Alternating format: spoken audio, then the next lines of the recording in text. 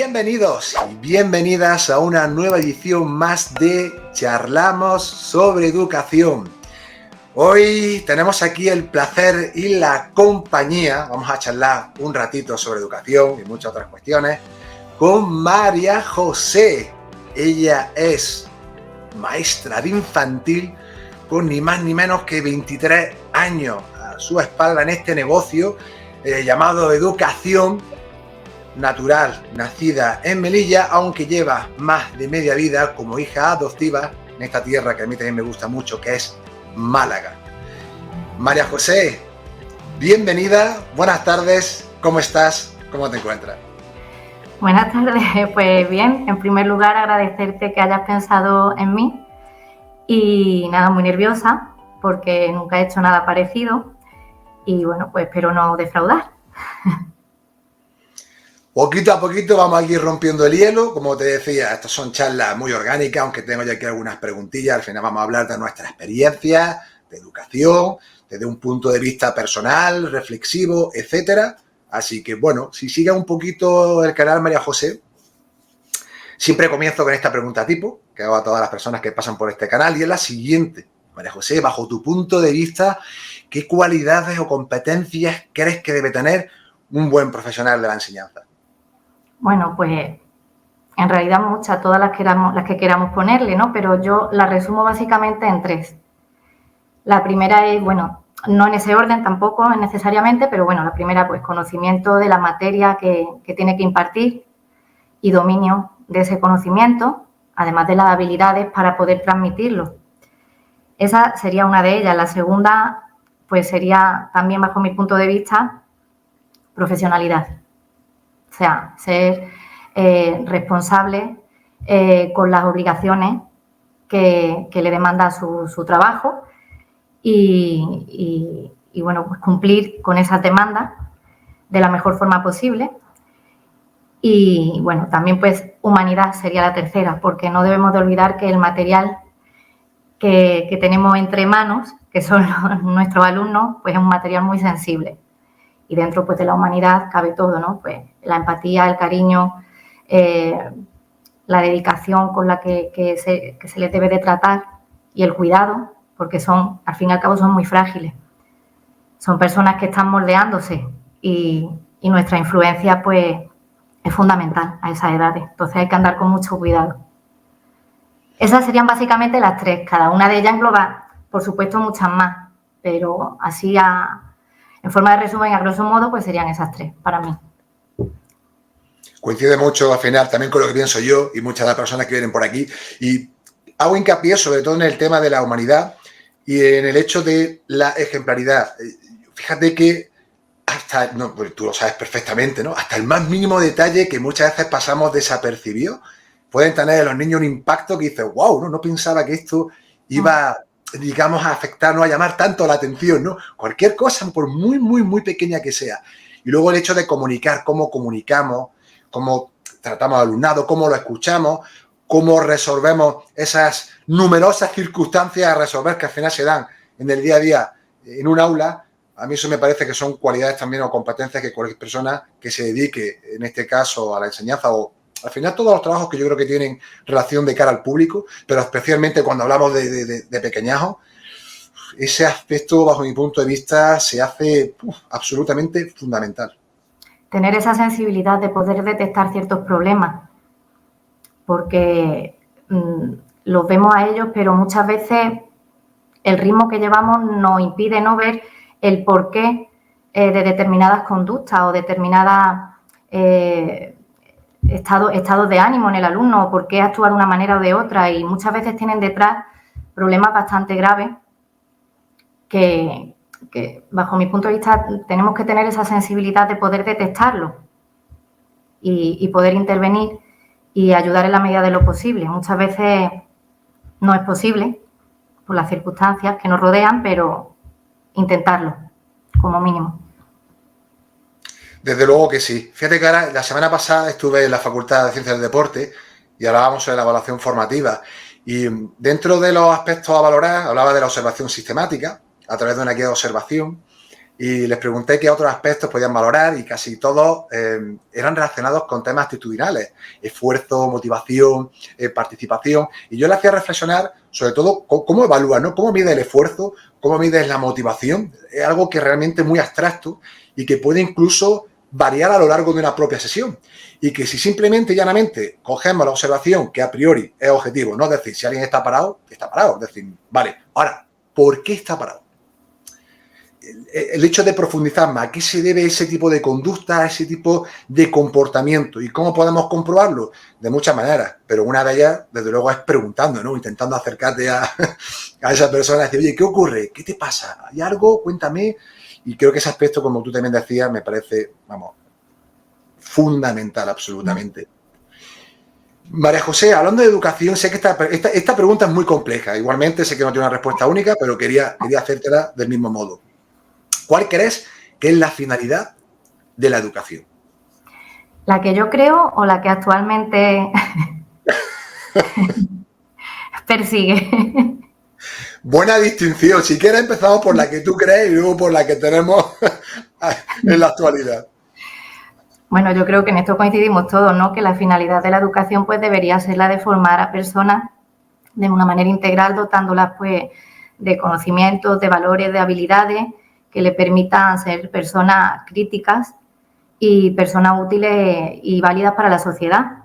Sin embargo, actualmente la finalidad va por otro camino, que es la de conseguir que acaben siendo pues rebaños de borregos, cultos, ignorantes, a los que poder manejar sin capacidad de discernir, de poner nada en cuestión y ya está. Y mano de obra barata, al fin y al cabo, porque si no tienen formación ninguna, pues el fin es ese, ¿no? Mano de obra barata y gente a la que poder manejar.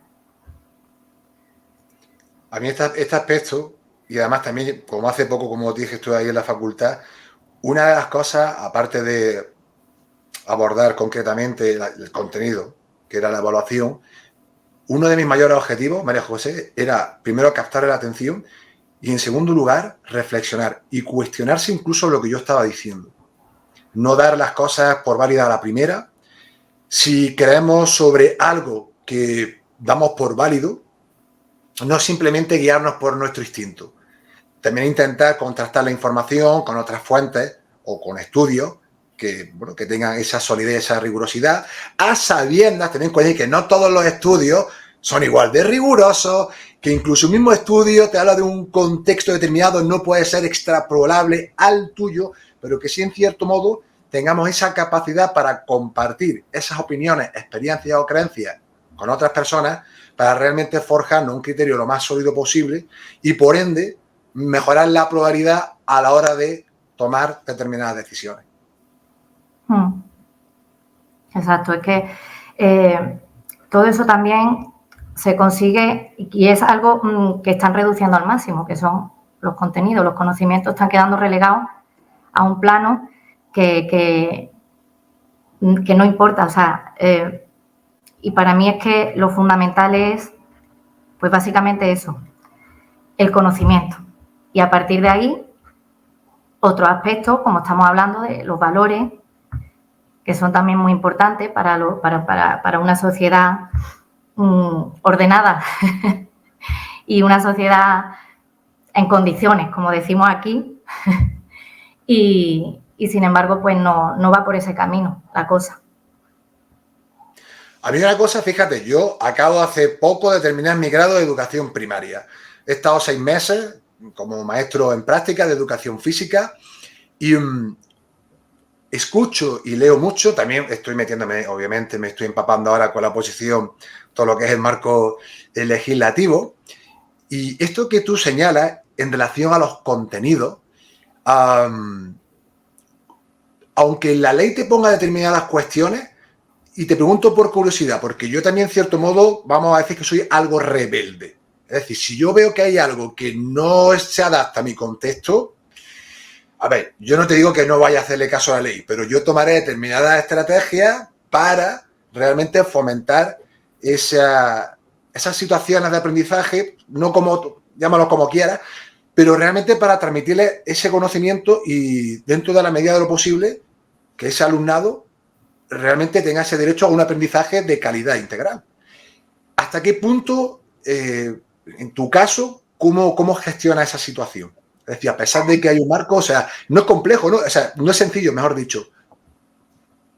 ¿Cómo te las apañas? No hablando en plato, ¿no? Como diríamos aquí en el sur. Te digo la verdad. Te digo la verdad. A ver si me echan del cuerpo. Yo una vez que entro en el aula, de puertas para adentro, hago lo que yo considero. Así te lo digo. Dependiendo, claro, también del grupo que tenga. Claro. Los grupos cambian mucho. O sea, el grupo de mi compañera para nada igual que el mío.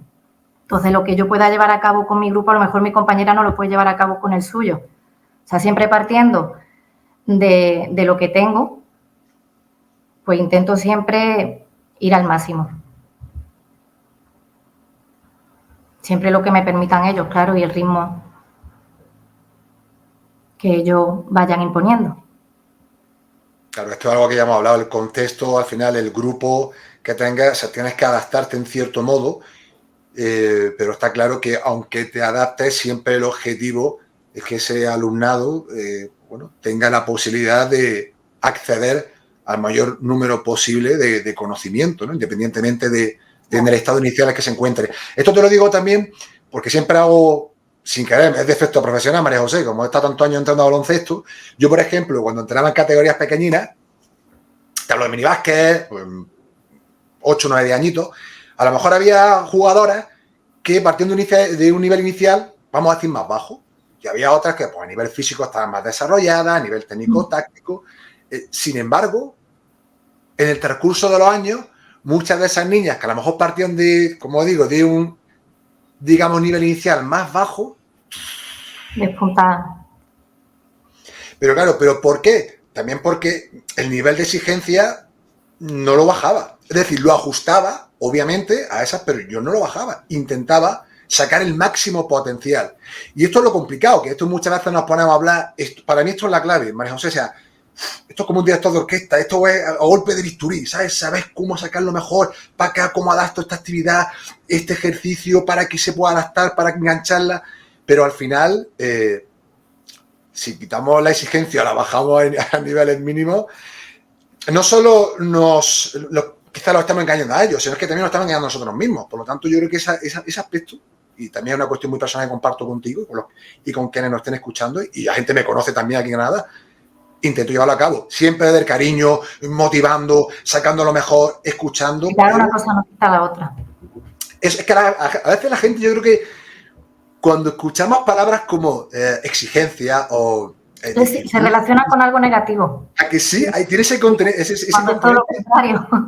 Peyorativo, es disciplina, compromiso, esfuerzo. Luego le meten al esfuerzo la cultura del esfuerzo. Y ya empiezan aquí los debates de no sé qué, para acá. Digo, pues no vayamos por las ramas. El esfuerzo es un requisito sine qua non para poder alcanzar determinados objetivos. Y luego nosotros vamos ajustando esos desafíos, los vamos regulando y ajustando al contexto o a las personas que tengamos a nuestro cargo. Al menos yo digo, es mi opinión. Y ya no solo opinión, sino como entrenador, de hecho es que lo he llevado a la práctica durante casi 10 años. Es que no hay nada que se consiga sin esfuerzo.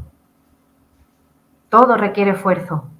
Y se está acostumbrando a los niños a todo lo contrario, a dárselo todo tan trituradito que no tengan que esforzarse, que no se frustren, por favor, porque se van a traumatizar.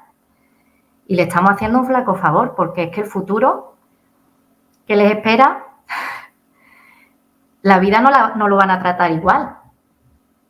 A ellos la vida no va a esperar a que sean capaces de gestionar o de que... Es que tienen que estar preparados para afrontar los retos que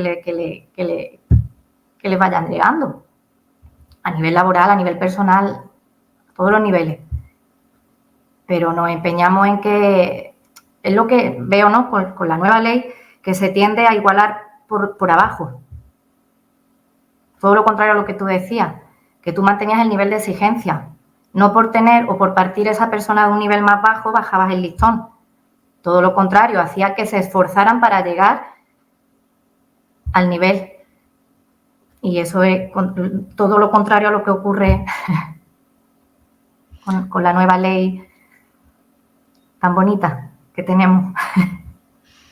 Yo la estoy estudiando un poco a fondo y cuando veo, veo tanta nomenclatura nueva que se asemeja que digo, ¿qué está pasando? De hecho, tengo la oportunidad, incluso, y lo digo aquí porque Ángel Pérez le ha formado parte, lo que pasa es que no le han dejado, en cierto modo, hacer todo lo que él quería, porque luego siempre hay otros entes superiores que son los que al final deciden en última instancia. Mira, te pongo un ejemplo súper rápido, para que la gente, cuando yo escucho hablar a la gente, a veces digo, uy, me falta un ejemplo. Yo soy de los que me gusta ejemplos concretos, porque hasta hablamos de manera muy genérica. Te voy a poner un ejemplo súper sencillo. María José, cuando yo entrenaba a minibásquet, como te he dicho, había niñas que ya sabían entrar perfectamente con ambas manos, ¿vale? Entonces, pues cuando trabajamos ese aspecto técnico, pues bueno, pues las que sabían, pues, hacían 2 o 3 repeticiones, pero yo les metía otra variante. Pues venga, ahora me hace una pérdida de paso. Ahora, aro pasado, le mostraba un ejemplo y tal. Y había niñas que ya le costaban, entrenador, pero yo también quiero hacer aro pasado. Digo, Lucía, pues claro que vas a hacer aro pasado, pero primero tenemos que conseguir hacer bien la entrada con la mano derecha y con la izquierda. ¿Sabe el efecto que se generaba? Que cuando querían alcanzar se concentraban más en hacer bien ese gesto y alucinante. O sea, digamos que aprendían más rápido porque se concentraban más, tenían esa aspiración de que quiero pasar al siguiente nivel. Y yo decía, o sea, yo lo iba descubriendo, que yo tampoco lo hacía así de manera consciente, ¿no? Digo, voy a provocar, ¿no? Pero sin querer decía, wow, o sea, se está generando al final una situación en la que están las jugadoras enfocadas, intentando progresar y ir alcanzando los diferentes niveles que estoy poniendo. Esa es la verdadera motivación. Aprender, exactamente, esto dice mucho Juan Fernández. No es, lo primero es captar la atención y el interés. Y luego ya, cuando tú te motivas, es cuando realmente te sientes competente o cuando desarrollas una habilidad con cierta destreza o nivel de competencia, ¿no? Por llamarlo de alguna manera. Y por eso pongo este ejemplo, que también mucha gente me escuchará, María José dirá, claro, pero es que eso es baloncesto, es que no es lo mismo porque es el ámbito deportivo, porque a la gente va allí porque le gusta y bla, bla, bla, no sé qué. Digo, vale, ya está, vale. También lo he hecho en mis prácticas de baloncesto, pero no me enrollan más porque quien quiero escuchar es María José. Solo quería compartir un ejemplo práctico. María José, ¿por qué maestra de infantil y no astronauta? Bueno, mira, ahí entra el tema de la vocación. ¿Por qué no te la he nombrado como una de las cualidades que tiene que tener todo docente? Porque pienso que la vocación no tiene nada que ver con las habilidades. Mi vocación no ser astronauta, bueno, astronauta o cualquier cosa relacionada con el universo y el espacio. Cualquier trabajo relacionado. O sea, yo era mi pasión desde pequeña, es mi pasión desde pequeña. Yo recuerdo, aquí me voy a enrollar un poquito, recuerdo que cuando íbamos a ver a mi abuela, ella vivía en un barrio a la afuera, ¿no? Y claro, pues te estoy hablando de hace más de 30 años. Claro, y 40, más de 40. Era yo pequeñita. Y la carretera que unía ese barrio con el centro de la ciudad, pues era una carretera totalmente desierta. No había iluminación, no había... Entonces, tú recordarás también, porque más o menos eres de mi quinta, yo soy un poco mayor, pero antes los niños atrás no llevábamos ni cinturón de seguridad, ni sillita de seguridad, íbamos sueltos de mano total. Pues bueno, a mí me gustaba ir tumbada en el asiento boca arriba, mirando por la ventanilla. Claro, en esa carretera, al no haber contaminación lumínica, el cielo se veía espectacular el día que no estaba nublado. Y flipaba, o sea, yo iba tumbada en el asiento, mirando por la ventanilla las estrellas, imaginándome yo ya por ahí, estudiando el universo. Y siempre ha sido mi pasión, pero ¿qué pasa? Que no tenía habilidades para desarrollar ningún tipo de trabajo relacionado con ese ámbito. O sea, a mí las matemáticas se me han dado siempre fatal y todo lo relacionado con los números, fatal. Entonces yo no tenía esas cualidades para desarrollar o para iniciar ese camino. Entonces, pues tuve que buscar otra cosa. Y maestra, pues no era mi vocación. O sea, yo nunca he tenido vocación, nunca me ha llamado. Yo no he jugado de pequeña a ser seño, como cuenta mucha gente, que ponía sus muñecos y su pizarrita con sus tizas y hacía de maestra. Yo eso nunca lo he vivido. O sea, de hecho, jugaba más a las peluqueras, por ejemplo, que a ser maestra. Pero bueno, algo tenía que hacer. Suena muy mal, porque da la sensación de que soy muy mala profesional por eso. Porque ahora como el requisito fundamental es ser vocacional, parece ser, pues... Y bueno, pues elegir... En Melilla tampoco había muchas opciones. O era magisterio, o era enfermería, o relaciones laborales. Luego estaba la UNED, que era la Universidad de Distancia, que ahí sí podía estudiar Derecho, Psicología, pero tampoco me llamaba mucho, la verdad. O ya era eso, o salir fuera. Irte a Granada, irte a Málaga a estudiar, cualquier otro tipo de carrera. Yo siempre he sido muy casera, muy familiar, muy apegada a mis padres y no me apetecía tampoco mucho salir. Hoy en día me arrepiento de no haber vivido la experiencia de estudiar fuera de casa, pero ya no se puede echar el tiempo atrás y es lo que hay. Pero bueno, elegir magisterio era lo que tenía más cerca, no me disgustaba, la verdad, no la hice a disgusto la carrera y ya está. Terminé la carrera, me empecé a preparar oposiciones y hasta aquí. Empecé a trabajar, me gustaba muchísimo, de decir que me sorprendió para bien porque no esperaba que me llegase a gustar tanto, una cosa que nunca me había planteado. Y para 23 años llevo ya.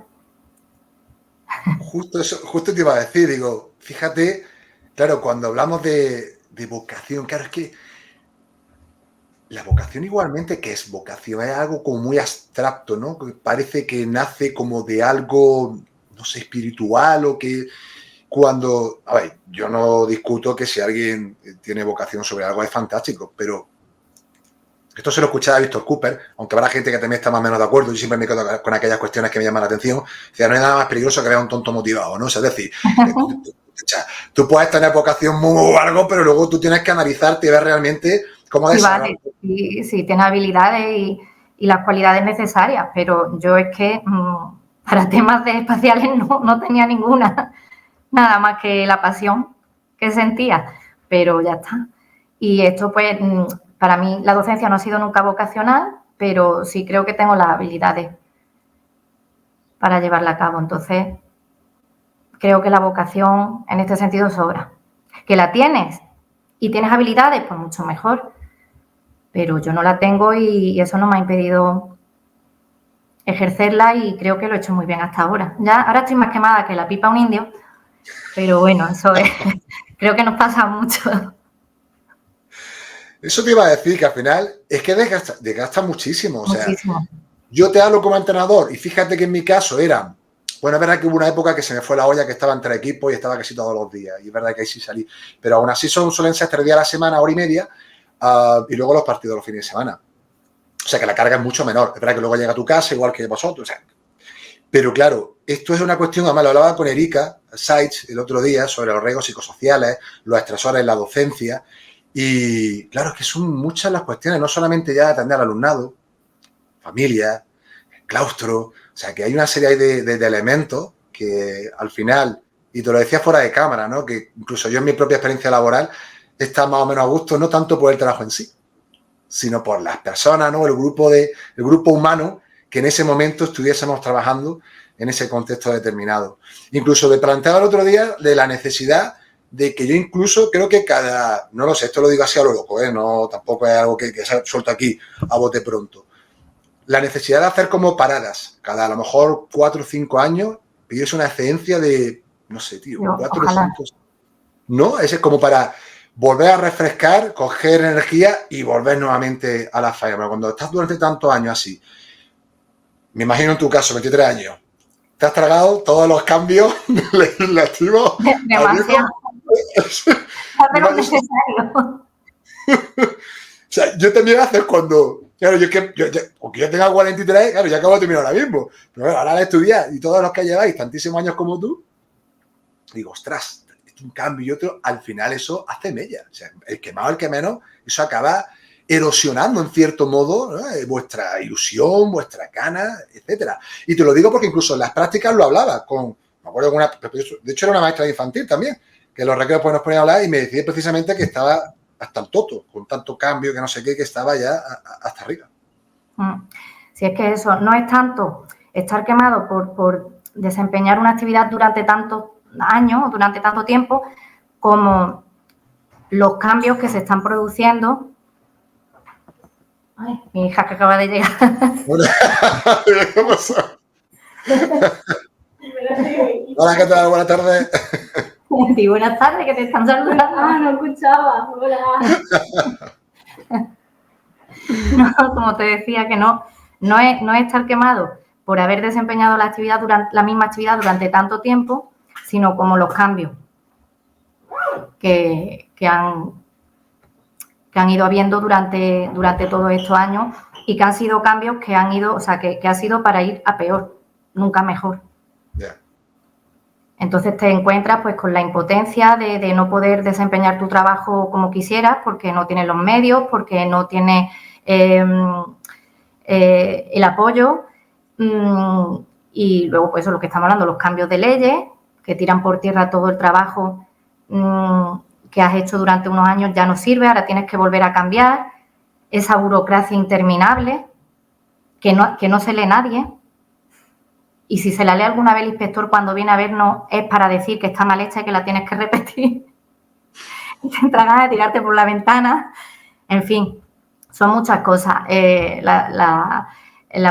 poco valor que se nos da cada vez es más patente. En mi caso, por ejemplo, con los alumnos no, pero en el caso de secundaria, pues las faltas de respeto de los alumnos que no te dejan dar una clase con las interrupciones, con los constantes desafíos, con actitudes disruptivas y eso quema mucho. Eso termina por plantearte el dejarlo, al fin y al cabo. Esto que comentas y se ve mucho por las redes también, especialmente en la etapa de secundaria. Hay bastante, situaciones de esas de burnout o de gente que incluso está llegando no solo a plantear, sino que están dejando incluso la profesión docente precisamente a todo esto que comenta. Yo reflexiono mucho sobre ello, no voy a profundizar sobre ello porque nos tiraríamos aquí hablando 18.000 horas más, pero yo siempre digo, ¿no? Cuando el río suena, María José, como diría el refrán, es que agua lleva. Es que no se puede estar así un día y otro y otro y otro y tú tienes un mal día y tú dices, bueno, ha sido hoy, mañana será un nuevo día, pero es que al día siguiente te encuentras con lo mismo. Y al otro, y al siguiente, y eso al final termina pasando factura y no se puede vivir así, porque son muchas horas de tu vida dedicadas a un trabajo que si no te hace bien, tú me dirás.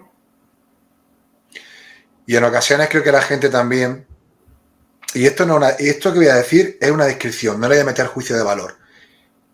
La gente habla por encima de sus posibilidades en el sentido de que no saben realmente la profundidad que hay detrás de todo esto que se describe. Es decir, el estar un día tras día en ese contexto al final tiene una responsabilidad muy elevada, con ratios, hablamos de la ESO, de 35, 40. Si encima te encuentras situaciones en las que te es difícil desempeñar tu labor por determinadas cuestiones, conductas disruptivas, falta de recursos, ratios, leyes, le podemos echar todos los ingredientes que tú quieras a la ensalada. Hay que echarle. Claro, al final, ¿qué ocurre? Y luego pues, aparecen las frustraciones, crispaciones, que si tú, que si lo otro, y yo siempre digo, espérate, antes de pregunta, profundiza, ponte en el lugar, conoce el contexto realmente, cuál es el origen, es decir, a veces como también lo hablé con Octavio, intentamos darle siempre respuestas simples a problemas complejos, ¿no? Y esto realmente, como tú bien señalas, reviste una complejidad muy grande, pero que está teniendo una serie de consecuencias que son visibles, que son tangibles, gusten más o gusten menos. María José, seguimos avanzando y a sabiendas de que esta pregunta también puede variar mucho en función del día, sí me gustaría saber cómo es un día en la vida diaria de María José como maestra de educación infantil. Mi día es no es nada del otro mundo. Soy muy rutinaria y muy básica.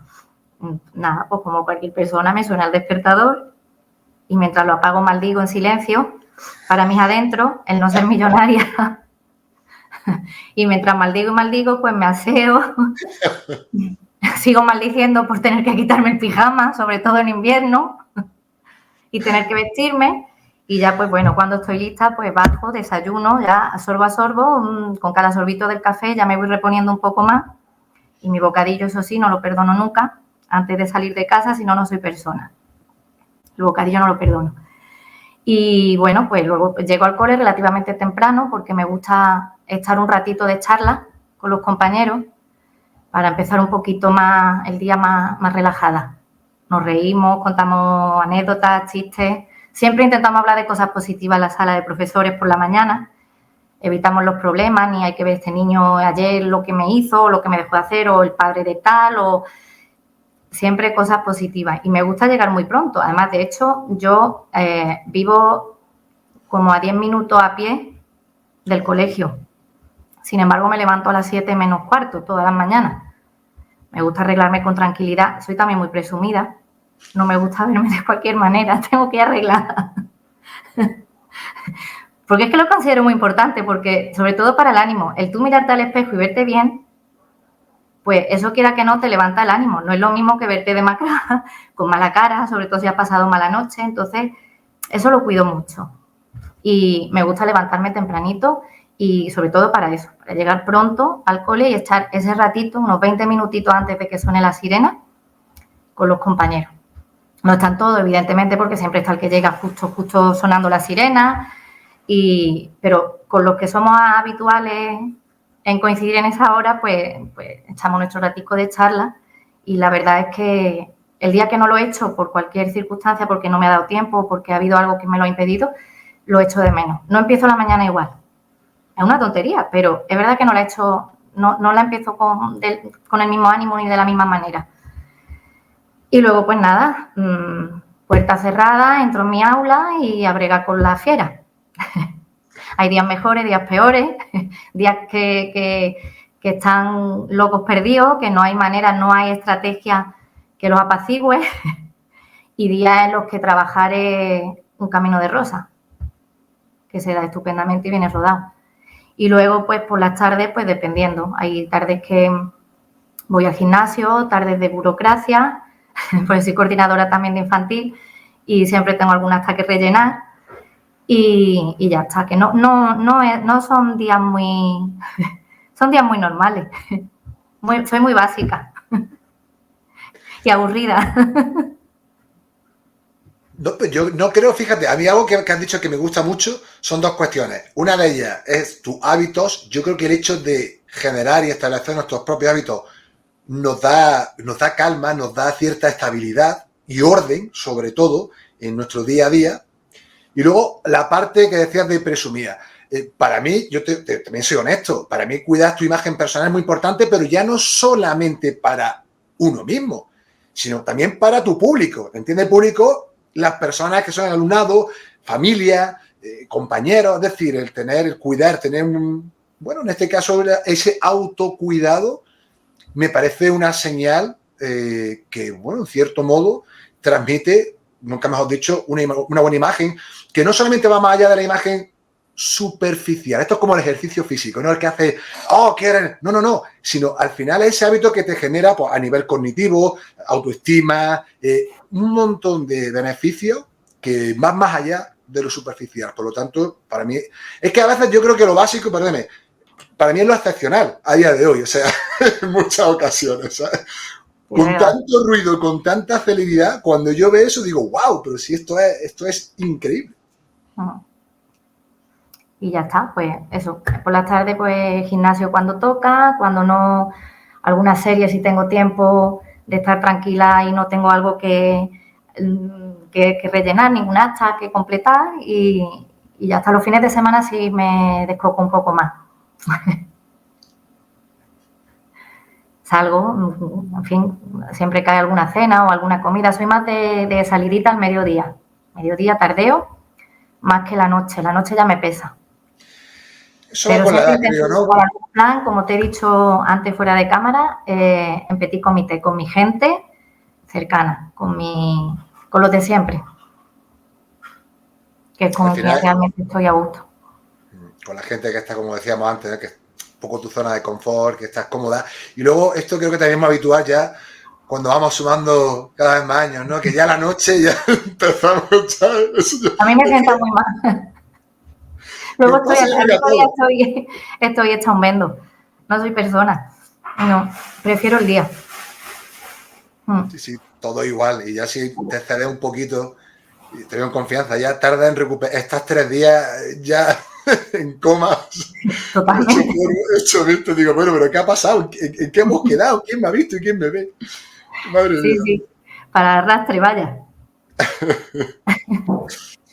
María José, ¿qué le diría a aquellas personas que afirman que la educación infantil consiste simplemente, pues no sé, en cantar, en pintar, en hacer collares de macarrones? No lo sé. Pues mira, yo también lo hemos comentado. Antes sí solía saltar. O sea, sacaba la uña y por mi educación infantil mataba. Es decir, no te consiento y me esforzaba por intentar explicar en qué consiste la educación infantil, qué es lo que se trabaja, qué es lo que pretendemos. Pero como al final te das cuenta de que quien te hace ese tipo de comentarios busca hacerte daño de alguna manera o provocarte, pues ya no entro al trapo, o sea, ya no me molesto en explicar porque esa persona no va buscando el conocer realmente en qué consiste la educación infantil. Entonces, no me esfuerzo en explicarle nada absolutamente y entro en su juego un poco. Por ejemplo, si el comentario me lo hace una ama de casa, pues digo, ¿has visto qué bien? Qué a gusto trabajo, qué poco me esfuerzo con mi sueldo a final de mes, con mis vacaciones. Ahora, creo que estaría mejor de ama de casa sin hacer nada en todo el día. Con todo el respeto a la ama de casa, que pienso que es un trabajo como ninguno, es decir, chapo por las amas de casa, que no pienso realmente eso, pero claro, el que dice lo que no debe, escucha lo que no quiere. Y entonces entro un poquito en ese juego de decir, pues si tú vienes a fastidiarme, te voy a fastidiar yo a ti. Nah, poca cosa. No me lo suelen decir, la verdad. Antes lo escuchaba más. Ya últimamente también, pues como me rodeo siempre de las mismas personas y esas personas conocen y respetan mi trabajo, no tengo necesidad tampoco de tener que estar aclarando constantemente, más en las redes a lo mejor, como te decía, que sí saltaba antes, ya no entro al trapo de comentarios negativos, intento no responder, paso página y voy a lo que realmente sí aporte. Así es. Al final que sume. Mira, yo en mis prácticas, María José, me acerqué al aula de infantil, creo que fueron un par de días o 3, y escúchame, me quito el sombrero o admiro una auténtica barbaridad. Porque claro, yo como entrenador empecé con 8 o 9 años y más o menos ahí, en cierto modo, voy a decir que me he visto cómodo, entre comillas. Pero ya tan pequeñines, que hablamos de 3, 4, 5 añitos, decía, ostras, Pedri, digo, esto es, a ver, como tú dices, ¿no? Que hay días que son maravillosos, pero yo decía, Es la guerra. sí, Un sí, aula sí. infantil es un campo de batalla, es una guerra lo que se vive ahí dentro. Y los niños casi, hola, ¿cómo te llamas? Uy, tú eres más alto que mi padre, no sé qué, o sea, un montón, o sea, es que un montón de preguntas para que allí con los bocadillos, que si no por el suelo que hay, yo digo, wow, digo, madre mía, digo, pero esto es impresionante, o sea, digo, pero vamos, increíble, hay que tener, por supuesto, como tú decías antes, humanidad, paciencia, hay de mejores, peores, pero está claro que con esas edades tan pequeñines, ojo, yo también te hablo desde mi experiencia, ¿no? Y lo poco que he visto en ese contexto, pero de verdad que fueron solo 3 días que estuve allí y de observador, ojo, que estuve de observador, que no estaba, y era como... Y te tiraste una semana acostado, ¿no? Y dije, wow, digo, wow, esto la gente no lo sabe, digo, esto mucha gente no lo sabe. Entonces, por eso yo aquí, por supuesto, pongo en alza y en mayúsculas la labor que desempeñáis. Es increíble, de verdad me lo sé. Por lo tanto, como tú decías hace un momento, siempre va a haber críticas, especialmente por las redes, que es muy personal. la gente no nos conoce, no sabe el contexto, no sabe lo que hace en tu día a día, en el aula. Y creo que lo más inteligente, como te decía anteriormente, es que se escucha eso, extinción, pasa página, Sí. y cada uno que siga haciendo lo que pueda y de la mejor manera posible en su contexto. Hablando de eso, un poquito del aula de infantil, ¿cómo se gestiona un aula en educación infantil, María José? Que sé que no hay una respuesta única, ¿sabes? Pero más o menos alguna anécdota, alguna estrategia, algo que puedas Nunca compartir. se llega a gestionar bien del todo. Es imposible. Es imposible, pero mira, 3 ingredientes. Mucho cariño, son muy pequeñitos. Están sin su madre. El único referente que tienen allí en el cole eres tú. Para todo. Para sus penas, para sus alegrías, para sus logros, para cuando hacen un dibujo y le hace tanta ilusión, a quien se lo enseñan primero es a la seño. Allí no está su madre. Entonces, con mucho cariño, con autoridad. La autoridad es muy necesaria. Hay que poner normas. Ellos tienen que saber quién manda, porque si no, entonces tienen la batalla perdida. Entonces que ya no puedes hacer nada. Tienes que poner unos límites, establecer unos límites, unas normas muy claras para que ellos las entiendan y ellos tienen que ser conscientes de que esas normas hay que respetarlas. O sea, no hay más. ¿Te guste o no te guste? Que vienen últimamente, en los últimos años se observa mucho que vienen muchos niños que no han escuchado nunca un no. Y eso se nota una barbaridad en clase. Entonces, ahí se genera al principio un conflicto brutal, porque date cuenta que ese niño no viene sin que nadie le haya nunca contradicho en nada, o sea, acostumbrado a que todo lo que pide se le concede y si no monto el pollo. Y claro, hay padres que que le monten el pollo, sobre todo en público, se descomponen y para evitarlo al final ceden en lo que el niño esté exigiendo. Entonces en mi clase no, lo siento. Tú cuando salgas y vayas a tu casa le monta el pollo que quiera tu madre, pero en mi clase no. Y es una lucha, cuesta mucho al principio, pero al final entran por el aro. Yo no sé si después en su casa seguirán de la misma forma, pero al final ceden y al final ellos tienen claro que en la clase no pueden hacer todo lo que ellos quieran. Además que es que está claro, es que unos límites y unas normas a ellos les sienta de maravilla. Es que les aporta una seguridad en todo momento, al igual que el establecer las rutinas. También es súper importante. En infantil las rutinas son muy, muy importantes. Ellos tienen que saber en cada momento qué es lo que toca, independientemente de que en cada una de las rutinas, cada día tú metas algo diferente y vayas variando. Pero el establecer qué toca en cada momento, eso es la máxima fundamental para que exista un orden, entre comillas, porque en infantil nunca hay orden, pero un orden que puedas tú trabajar y ellos también trabajar y aprender a gusto. Entonces, y bueno, y paciencia, muchísima paciencia. Eso es lo primero. Si no tienes paciencia, olvídate. No puedes estar en una clase de infantil.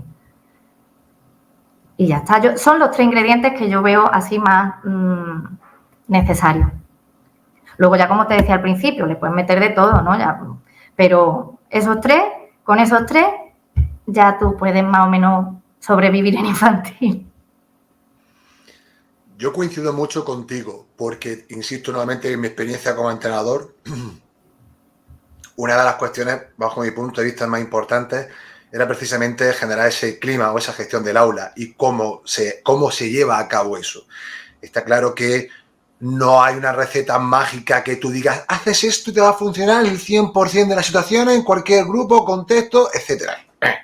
Pero sí hay estrategias, por ejemplo, una de ellas, que el hecho de establecer límites, construir o generar rutinas, hábitos, y eso da un determinado orden que no solamente te ayuda a ti o a nosotros como docentes, sino también, por supuesto, al alumnado. Le da, como decía antes, cierta estabilidad dentro de que están en la edad, de que es la locura, que el movimiento, que cada día uno, tal. Pero si no se establece eso bien de manera adecuada desde el inicio, vas a tener bastantes más problemas a lo largo del curso y sobre todo a la hora de enseñar. María José, claro, si no estableces eso, al final no se puede. Es que no se puede. No, es imposible. Y para mí eso es fundamental. Las normas son innegociables. Y luego, pues, ya está, dentro de lo que es ese orden, es verdad que una aula de infantil, pues, se tienen que mover, tienen que hablar, tienen que levantarse, eso está claro, eso está claro. Pero dentro de lo que es una aula de infantil, pues, el orden, tiene que haber un orden. Tiene que haber un orden. A ellos les ayuda muchísimo y, por ende, pues, a ti, evidentemente, te ayuda a que puedas desempeñar las clases en condiciones, que le puedas ver color y sacarle el fruto a todo lo que hace. Totalmente, aunque en ocasiones, ¿sabes? Una de las cuestiones que también yo observo mucho a día de hoy es esa, no sé cómo definirla, ¿no? Es todo muy, que está como todo hiperbolizado, ¿no? Es decir, cuando, y lo decía hace un momento, se nombran términos como autoridad, normas, disciplina. Yo creo que también la gente lo tiene, o es una concepción, bajo mi punto de vista, que tiene diversas grietas, porque lo relacionan con algo que han podido vivir antiguamente en el pasado, que se hacía de una manera, pues, ¿no? Digamos que esto no es la letra con sangrienta, ¿no? Este también, ¿te acuerdas, no? Que esto va a sacar como... Pero mira, esto, sobre todo, la mejor evidencia de que esto funciona es cuando tú has estado con ese grupo de pequeñines y te lo encuentras ya en la adultez, digamos, adolescencia adulta, 17, 18, 19, 20 años y más, como tú dices, y se acuerdan y te lo agradecen. O sea, tú dices, ¡ostras! Parece ser que tan mal no lo he hecho, ¿no? Es como decir, bueno, por lo menos algo. Y creo de verdad fehacientemente que esto hay que darle el sentido y el significado justo y necesario. No hagamos interpretaciones, no hagamos malabares terminológicos para intentar buscar siempre el conflicto, ¿no? Hay cuestiones que en un aula o en cualquier grupo de personas tiene que haber unos objetivos, tiene que haber unas determinadas normas. O sea, yo como jugador, incluso, María José, en mi equipo hay unas normas de puntualidad, de llegar, del vestuario, de respeto. Es que la vida entera se rige por normas. Y cuanto antes lo aprendan, mejor para ellos. Así es, y esto yo qué sé, que parece, también bajo mi punto de vista, tan claro y tan evidente, ¿no? Parece que hay a veces determinadas resistencias o disonancias cognitivas, hablando en psicología, que dices tú, pero hombre, que yo no soy aquí, no, que no somos ogros, ni si pretenden, ¿no? Es simplemente gestionar de la mejor manera posible un aula para que precisamente esos procesos de enseñanza-aprendizaje sean lo más enriquecedores posibles. María José, estamos llegando ya casi al final y quería hacerte esta última cuestión. Hemos estado hablando de las leyes educativas y demás historias y quería plantearte lo siguiente. Si por aquellas casualidades te nombrasen ministra de Educación, ¿cuáles serían las 3 primeras medidas que llevaría a cabo? Hombre, ministra no lo sé, porque para llegar a político hay que tener un fondo muy negro que yo no tengo. Hay que ser muy truán y no serviría yo mucho. Pero bueno, en el hipotético caso, pues yo pediría pues más vacaciones, o sea, vacaciones más el sueldo más alto y más vacaciones, aunque me repita. No, en serio. Las 3 medidas, pues a las que siempre hago referencia en mi perfil. Bajar la ratio, eliminar burocracia, no toda, porque algunas sí es necesaria, pero esta absurda que nos meten por meter y que, como te he dicho antes, nadie se lee y que realmente no sirve para absolutamente nada más que para quitarle tiempo al docente y que no pueda dedicar ese tiempo a lo que realmente importa. Y más que recursos, que sí, que son muy necesarios, especificaría la inclusión con recursos.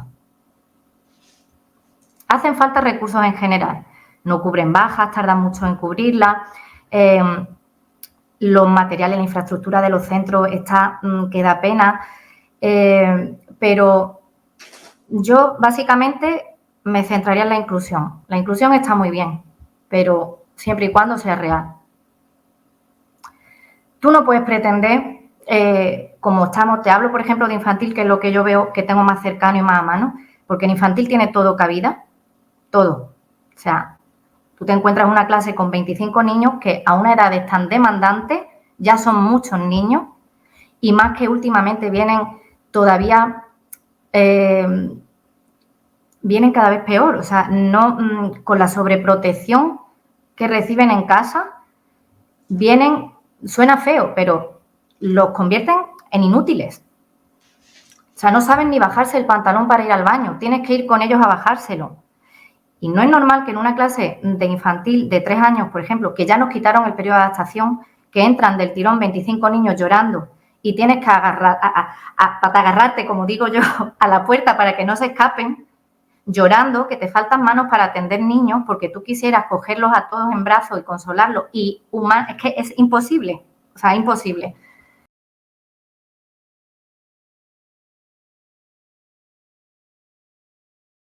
Si salen corriendo, tú no sabes lo que hacer, si quedarte con el resto de la clase, que al fin y al cabo son niños de 3 años y no los puedes dejar solos. Salir detrás y dejar solo a 24 o dejarlo a su suerte abandonado a ver a dónde llega o qué le ocurre y quedarte con el resto. Tú no puedes tener a una persona, una sola persona, al frente de una clase con esas características. Posible. Luego en mi centro también le añade la peculiaridad de que los servicios no están dentro de las clases de infantil, están fuera en el pasillo. O sea, tú tienes que tener las puertas abiertas porque son niños que necesitan ir al baño constantemente. Y van y vienen. Y el tener la puerta abierta te supone que se te escapen los niños que te he comentado. Y entonces, ¿tú qué haces? ¿Cómo soluciona eso? Tienes que estar constantemente interrumpiendo la marcha de la clase porque estos niños requieren muchísima atención. En cuanto te das la vuelta un segundo y te giras, ya está uno de ellos tirándole del pelo a otro. Es una locura. Entonces, la inclusión es muy bonita, pero cuando va acompañada de los medios necesarios para que se pueda hacer efectiva. Baja la ratio y mete una segunda persona en el aula. Y entonces ya hablamos de inclusión. Porque lo que hay ahora no es inclusión. O sea, lo que hay ahora tú, por atender a niños de necesidades, estás sacrificando al resto. Que a menudo los desatiendes y los dejas solos, que naveguen, porque como pueden, como no tienen dificultades, porque este niño requiere más atención mía que estos otros. Y no es justo tampoco para esos niños. Porque esos niños podrían lograr más si recibieran más atención de la que reciben. Y luego, si al menos sirviera para que los niños de inclusión, los niños de necesidades, salieran ganando, pero es que tampoco.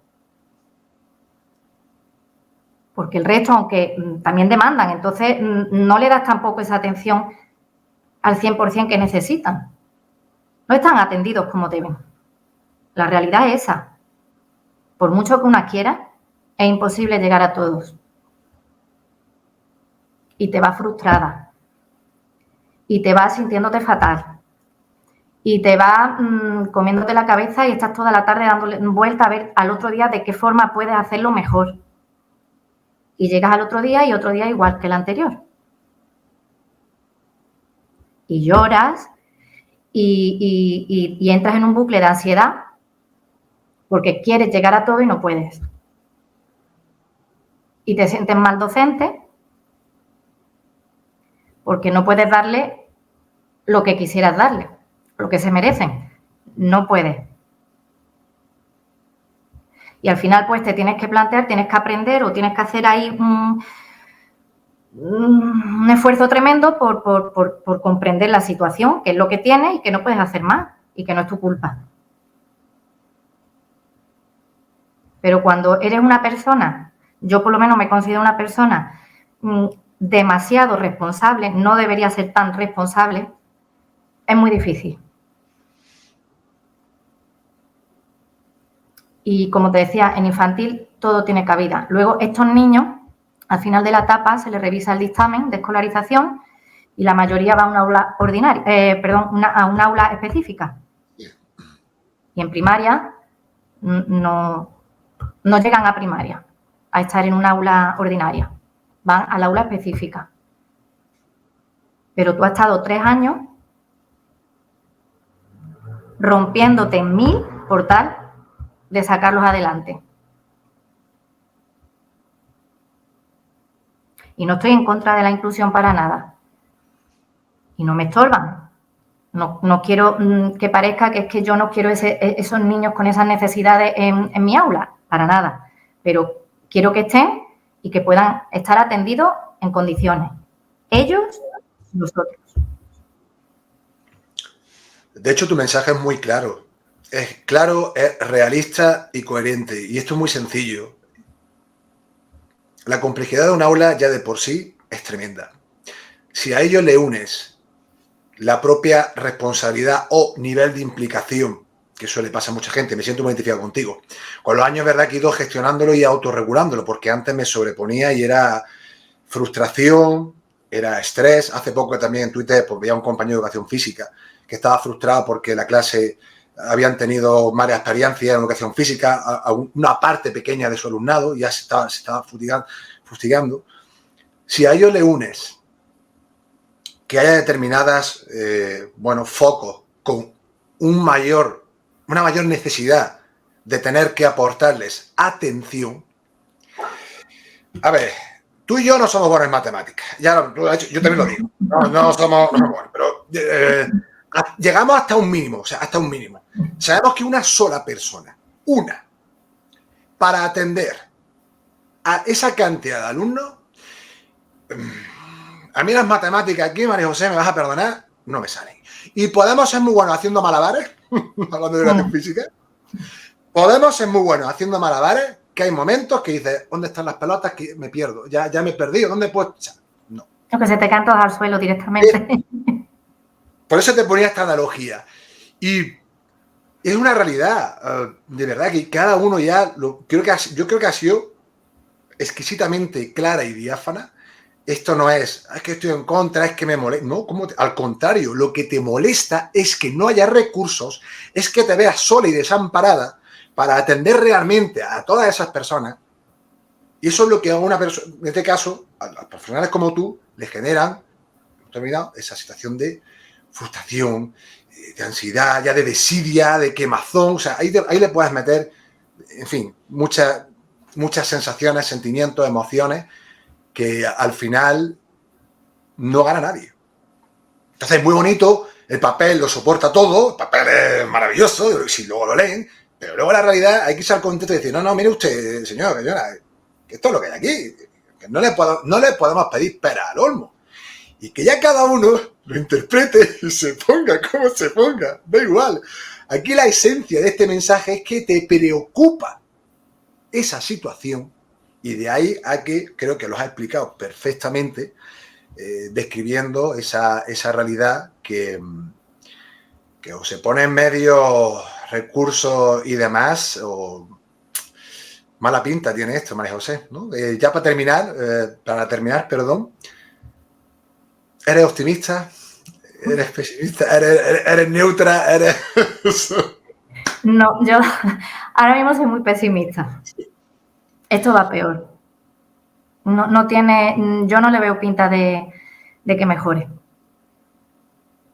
Porque es que a lo largo del tiempo la tendencia ha sido esa. Y creo que va a seguir así. Y en vista de la calidad de los políticos que tenemos, no puedo esperar mucho más.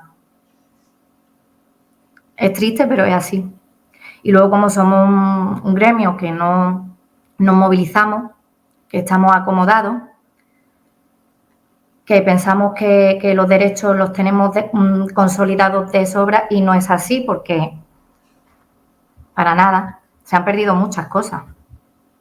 Se han perdido muchos derechos de los que consiguieron hace años con huelga y lo hemos dejado ir y hemos estado callados porque no queremos perder el sueldo de un día. De un día, ya no te estoy hablando de una huelga indefinida.